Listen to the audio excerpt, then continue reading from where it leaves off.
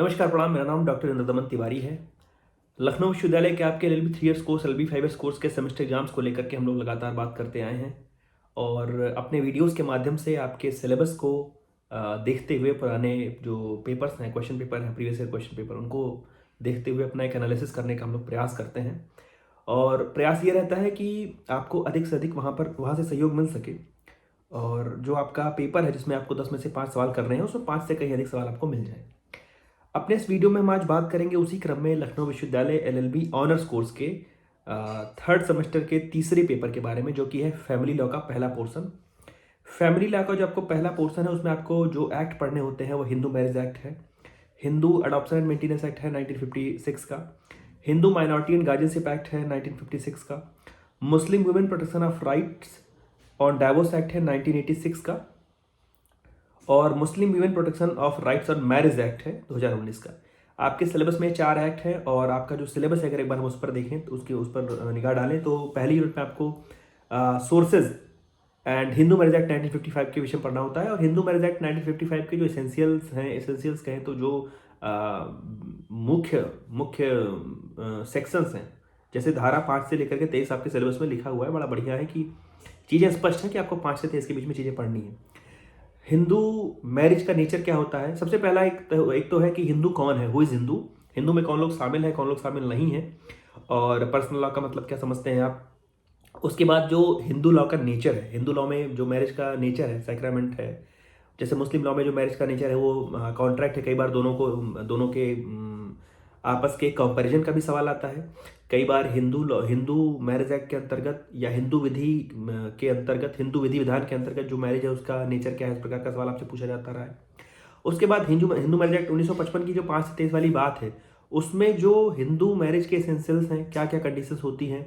उसके बाद wide marriage है, वाइडेबल मैरिज की डेफिनेशन क्या है।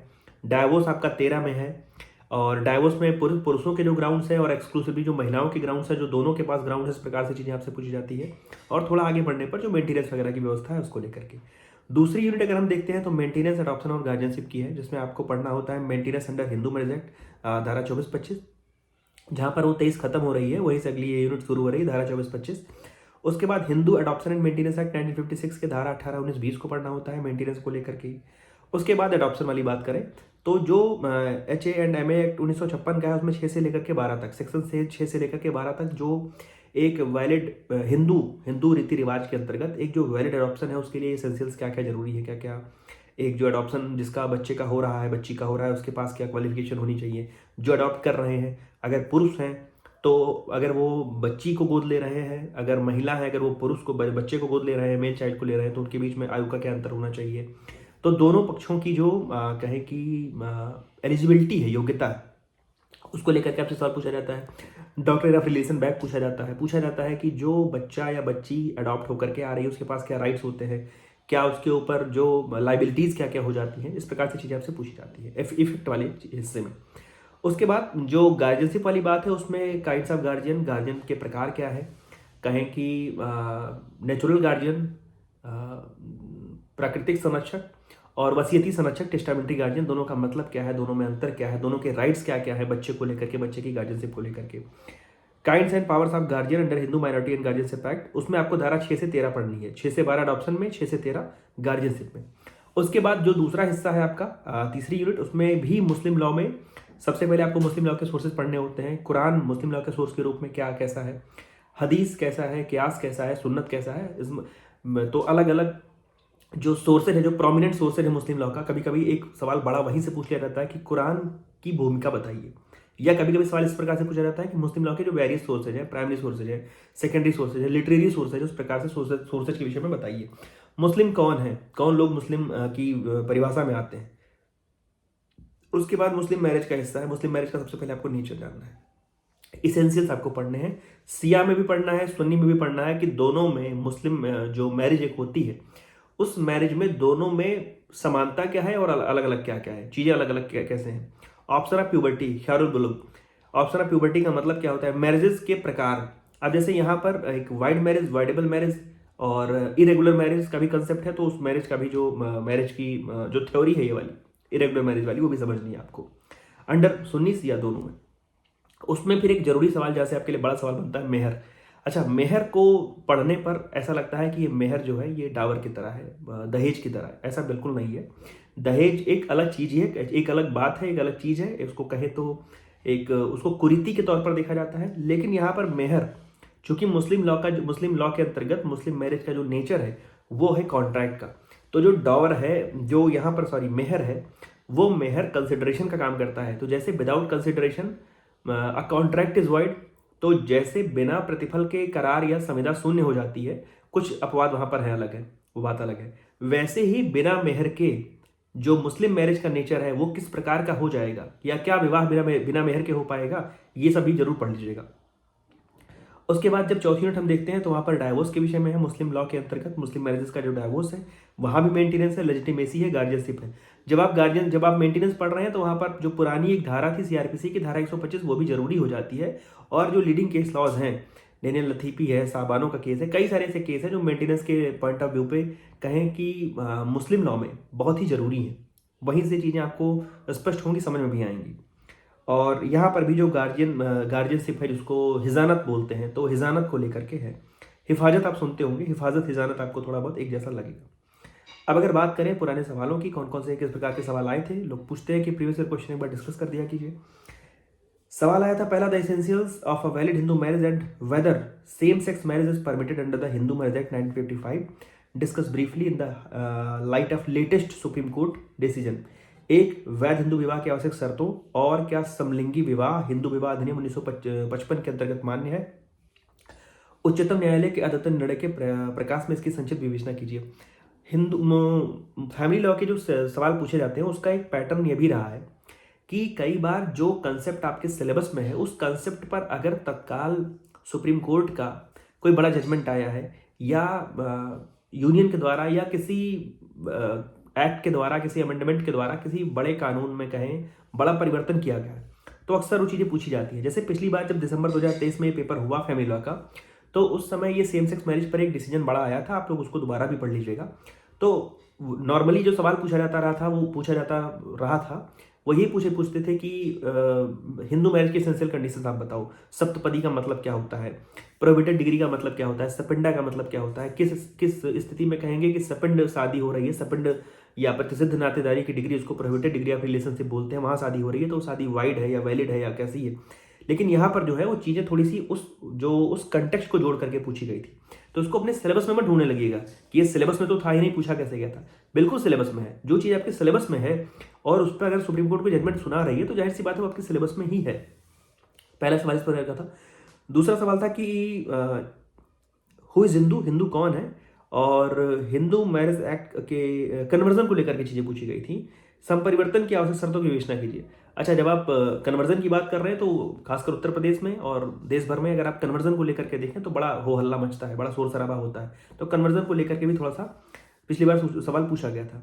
वैवाहिक संबंधों का, वैवाहिक अधिकारों का जो पुनर्स्थापन है, constitutional restitution of conjugal rights को लेकर के सवाल पूछा गया था कि discuss the restitution of conjugal rights along with its constitutionality under Hindu marriage act 1955 and important case laws dealing with the restitution of conjugal rights, सवाल पूछा गया था। चौथा सवाल क्या था, there are circumstances under which a Hindu wife may live separately from her husband without forfeiting her right to be maintained under Hindu Adoption and Maintenance Act 1956। कौन सी ऐसी परिस्थिति है हिंदू दत्तक तथा भरण पोषण अधिनियम 1956 के अंतर्गत जिसमें एक हिंदू पत्नी अपने पति से अलग रहकर भी भरण पोषण के अधिकार को प्राप्त कर सकती है, इसकी विवेचना कीजिए। सवाल ये पूछा गया था।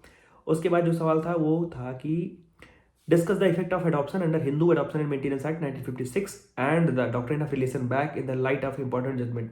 जो भी हम लोग सिलेबस की बात करते हैं, रिलेशन बैक की बात कही थी हमने, भूत लक्षयी तिथि का ऐसा करके सिद्धांत है, भूत तिथि के सिद्धांत।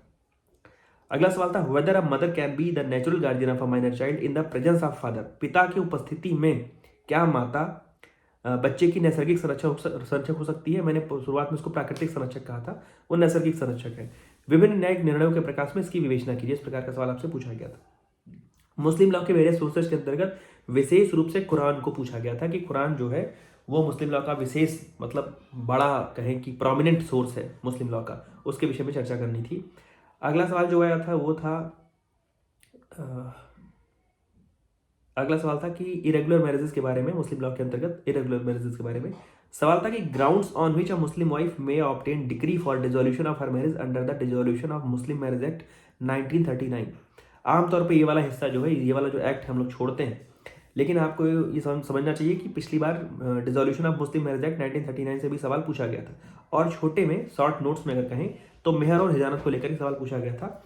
अच्छा, कई बार मेहर के काइंड्स में मेहर मिसल, मेहर मुजम्मा, तो ऐसे करके भी छोटी छोटी चीज़ें आपसे पूछी गई हैं, तो वो भी आपके लिए ज़रूरी है। अब हम आगे अगर बढ़ें तो सबसे पहला अगर जो हम लोग इस बार के लिए अगर डिस्कस करें तो कुछ चीज़ें आपको बिल्कुल पढ़नी ही पढ़नी है। दोनों हिंदू लॉ में, मुस्लिम लॉ में, दोनों में सबसे पहले आपको सोर्सेज पढ़ने हैं, पढ़ने ही पढ़ने हैं। सोर्सेज दोनों में पढ़ने हैं। मैरिजेस के बारे में, मैरिजेस के एसेंशियल एलिमेंट्स, मैरिजेस के क्या क्या सिद्धांत हैं, वो सारे के सारे दोनों पढ़ने हैं। दोनों में ही डाइवोर्स और तलाक पढ़ना है। दोनों में मेंटेनेंस अगर आप पढ़ करके आ रहे हैं, गार्जियनशिप अगर आप पढ़ करके आ रहे हैं, दोनों की बात मैं कर रहा हूँ, एक की बात नहीं कर रहा हूँ, तो आपके ग्रिप में सवाल रहेंगे, कहीं बाहर से सवाल नहीं आने वाले हैं। जैसे एक सवाल इस प्रकार से पूछा जाता है और उम्मीद भी है कि हिंदू मैरिज एक्ट के अंतर्गत जो मैरिज का नेचर है वो क्या है। हिंदू लॉ का एक सोर्स हो गया, हिंदू लॉ, हिंदू कौन है, हिंदू लॉ के स्रोत हैं, वो पहला सवाल, उसको हम लोग अलग कर देते हैं, वो बिल्कुल साधारण सा है, वो सबको आना भी चाहिए। लेकिन जो दूसरे सवाल से अगर हम लोग शुरू करें तो हिंदू लॉ के अंतर्गत जो मैरिज के एसेंशियल एलिमेंट है और कौन से एलिमेंट्स हैं जो मैरिज को सेक्रामेंट बनाते हैं। किसने कहा कि मैरिज सेक्रामेंट है, मैरिज कॉन्ट्रैक्ट नहीं है। जैसे सवाल है कि define the nature of Hindu marriage under Hindu law, what are the characteristics of sacramental marriage among Hindus.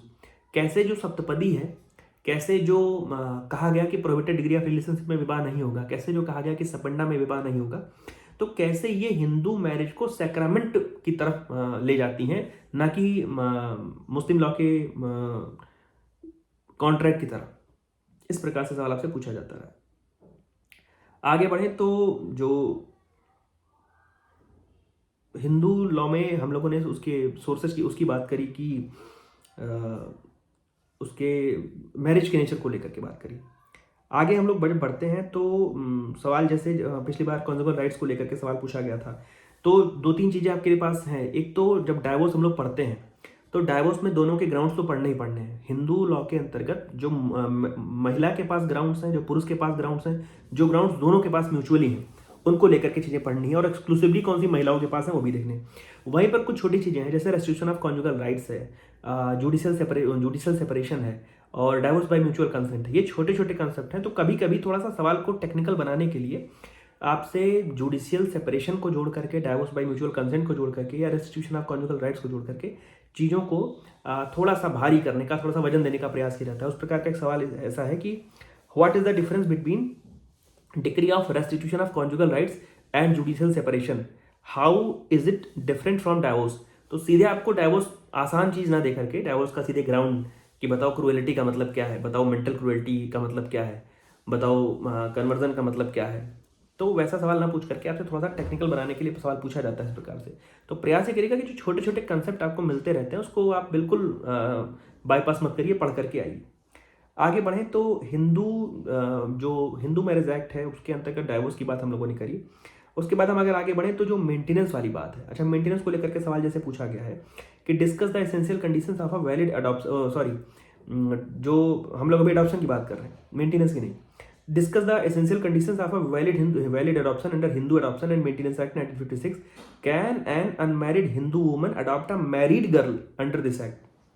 तो एक तो सवाल इस प्रकार से हो गया कि वैध दत्तक या वैलिड अडॉप्शन के विषय में बताओ, लेकिन थोड़ा सा टेक्निकल कहें, आपका जो पेपर है थोड़ा सा टेक्निकल बनाने का प्रयास किया जाता है, थोड़ा सा मजबूत और जटिल बनाने का प्रयास किया जाता है, और ये उसी का एक उदाहरण है कि can an unmarried Hindu woman adopt a married girl under this act. ये आपको समझना है, पढ़ना है। उसके बाद हम आगे बढ़े तो मेंटेनेंस में आप वाइफ का मेंटेनेंस आप पढ़ ही लीजिएगा, उसके साथ में आप बच्चों का मेंटेनेंस है। जैसे सवाल है कि discuss the provisions of maintenance of wife and window daughter in law under Hindu adoption maintenance act. तो उसमें जो एक, जब आप मेंटेनेंस पढ़ते हैं तो उसमें वृद्ध माता पिता का मेंटेनेंस है, बच्चों का मेंटेनेंस है, पत्नी का मेंटेनेंस है, मतलब ये ऐसा मेंटेनेंस है जो हम लोगों ने इसकी चर्चा करी, विधवा पुत्र वधू जिसको बोलेंगे, तो उनके भी अलग अलग मेंटेनेंस की आप जानकारी कर लीजिएगा कि वो कैसे होती है। उसके बाद हम आगे बढ़ते हैं तो मुस्लिम लॉ के सोर्सेज के रूप में, जो कि कुरान पिछली बार पूछा गया है, तो इस बार आप हदीस को भी कायदे से पढ़ लीजिएगा। हदीस और अहदीस में थोड़ा अंतर है, उसको भी समझ लीजिएगा। तो आप एक बड़ा सवाल मुस्लिम लॉ के सोर्सेज के रूप में जो अलग अलग चीज़ें हैं उसको पढ़ लीजिएगा, और जो चीज़ें उसके अंदर हैं उसको बहुत दो दो लाइनें पढ़ने की आवश्यकता नहीं है। प्रयास ये करिए कि थोड़ा सा कंटेंट उसके विषय में लेकर के आइए, क्योंकि पिछली बार कुरान के विषय में पूछा गया, उसके हदीस पूछा गया है, तो कई बार उम्मीदें रहती है कि आपसे कोई एक ही चीज़ पूछ ली जाए। जब वो सोर्सेज पूछते हैं तब तो बड़ा कुछ रहता है लिखने के लिए, लेकिन जब टू द पॉइंट एक बिल्कुल कुरान या हदीस पूछ लेते हैं तो चीज़ थोड़ा कम पड़ती है। तो कंटेंट आप लेकर के कायदे से लेकर के आइएगा। वैलिड मुस्लिम मैरिज के एसेंशियल्स आप पढ़ लीजिएगा, और वैलिड मुस्लिम मैरिज के एसेंशियल जब आप पढ़ रहे हैं तो सिया में सुन्नी में दोनों में पढ़िएगा कि दोनों में क्या क्या जो वैध हो एक निकाह की जो शर्तें हैं। जैसे एक सवाल इस प्रकार से आया था कि discuss the essentials of a valid Muslim marriage and special reference to impediments of relationship by consanguinity affinity and fosterage. वैध मुस्लिम निकाह के आवश्यक तत्वों की विवेचना सहित पक्षकारों के मध्य नातेदारों के जो रक्त संबंध की, विवाह की और धात्रीय संबंध की विशेष संदर्भ में विवेचना कीजिए। जैसे हिंदू मैरिज के अंतर्गत प्रोहिबिटेड डिग्री ऑफ रिलेशनशिप है, सपिंडा है, वैसे ही यहाँ पर ये जो प्रतिसिद्ध चीजें हैं उनकी भी विवेचना आपको करनी है, तो पढ़ करके आइएगा। तलाक के प्रकार, तलाक का मतलब क्या होता है, पहली चीज तलाक सुन्नत क्या होता है, तलाक बिद्दत क्या होता है, तलाक हसन क्या होता है, तलाक हसन क्या होता है, और तलाक के इला ज़िहार जितने भी तलाक के प्रकार हैं वो सब कायदे से पढ़िएगा। कई बार लोग पूछते हैं ट्रिपल तलाक पढ़ करके आना है कि नहीं। हाँ बिल्कुल आना है, और उसके विषय में ये पढ़ करके आना है कि कब से कब तक वो एक्सरसाइज किया गया, कब से तो आप नहीं जानते हैं, कब तक एक्सरसाइज किया गया, सुप्रीम कोर्ट के किस जजमेंट के माध्यम से, और उसकी जो एक जर्नी रही है कहीं पर हाँ कहीं पर ना टाइप की, तो आप उसको देखिएगा कि कहाँ पर उसको मना किया गया उस चीज़ को प्रैक्टिस करने के लिए, उस चीज़ को एक्सरसाइज करने के लिए। थोड़ा सा उसके विषय में, मतलब मुख्य जो आपका फोकस रहेगा वो यहाँ पर रहेगा, लेकिन अगर आप ट्रिपल तलाक को पढ़ करके आ रहे हैं तो थोड़ी सी जानकारी इकट्ठी कर लीजिएगा। मेहर को लेकर के पढ़ लीजिएगा, मेहर का मतलब क्या होता है। जैसे सवाल क्या है, discuss various kinds of mehr under Muslim law and explain rights of a widow wife whose mehr has not been paid. एक जो विधवा पत्नी के अधिकारों को तब समझाइए जिसके मेहर का भुगतान नहीं किया गया। और जो तमाम सारे मुस्लिम लॉज के अंतर्गत, पर्सनल लॉज के अंतर्गत एक्ट हैं, या कहें कि जो कुछ जजमेंट है मुस्लिम लॉ के अंतर्गत, उसके अंतर्गत जो एक डाइवोर्स्ड वाइफ है मुस्लिम लॉ के अंतर्गत वो जो डाइवोर्स्ड वाइफ है उसके मेंटेनेंस को लेकर के सवाल आपसे पूछा जाता है। अच्छा, मुस्लिम लॉ में चूंकि या तो उनके पर्सनल लॉज हैं, या तो मुस्लिम लॉ में सुप्रीम कोर्ट के बड़े डिसीजन है जिस पर चीज़ें चल रही हैं, तो जब भी आप जो मुस्लिम लॉ के कंसेप्ट पढ़िए वहाँ पर आप ये जो उनके डिसीजन हैं, उनके विषयों पर जो सुप्रीम कोर्ट के दिए गए डिसीजन हैं उसको कायदे से पढ़ करके आइए, तो वहाँ से चीज़ें आपके लिए थोड़ी सी आसान रहेंगी। बाकी मैं फिर से कहूँगा कि जो छोटे छोटे कंसेप्ट हैं, चाहे वो डॉक्ट्रिन ऑफ रिलेशन बैक हो, चाहे वो हिजानत हो, इस प्रकार की जो चीज़ें हैं वो छोटी छोटी चीज़ें जो कहीं पर किसी टॉपिक को पढ़ते हुए बीच में आ रही हैं, आपको लगता होगा कि यहाँ ये तो बहुत छोटा टॉपिक है, लेकिन कई बार जब ए बी करके चीज़ें पूछी जाती हैं तो वो सवाल बन जाते हैं। तो मैं फिर से दोहरा दूं कि दोनों में सोर्सेज को कायदे से पढ़िएगा, दोनों के जो विवाह की प्रकृति है और दोनों के विवाह और निकाह के जो एसेंशियल एलिमेंट्स हैं, जो आवश्यक तत्व हैं, वो मुस्लिम लॉ में विशेष रूप से सिया और सुन्नी का, डाइवोर्स को लेकर के दोनों में जो थ्योरीज हैं, तलाक को लेकर के जो सारी बातें हैं वो जरूर पढ़ लीजिएगा, मेंटेनेंस देख लीजिएगा, और जो इधर संरक्षकता वाली बात है और जो दत्तक वाली है, एक वैध एडॉप्शन की बात है, तो यहाँ के बाद आपके पास मुझे लगता है 7-8 टॉपिक हुए, इसके बाहर कुछ नहीं आना है। हाँ, सवाल मैं फिर से कह दूंगा, एक आध सवाल आपको ऐसा जरूर मिलेगा जो आपको लगेगा कि थोड़ा सा टेक्निकल है, जैसा हम पढ़ करके आए थे सीधा सा पार्ट, वैसा नहीं है। तो अगर थोड़ा सा चीज़ों को आप डेप्थ में जाएंगे, खैर अब एक दिन पहले क्या ही 2 दिन पहले क्या डेप्थ में जाएंगे, लेकिन आप प्रयास करिएगा कि उसको बेरेट के साथ साथ किसी अच्छी किताब से पढ़ने का। धन्यवाद, ढेर सारी शुभकामनाएं। आपका जो भी पेपर होगा, अगला पेपर होगा, उसको लेकर के मैं जल्दी उपस्थित हो जाऊंगा। तब तक जुड़े रहिए मेरे साथ। धन्यवाद, प्रणाम।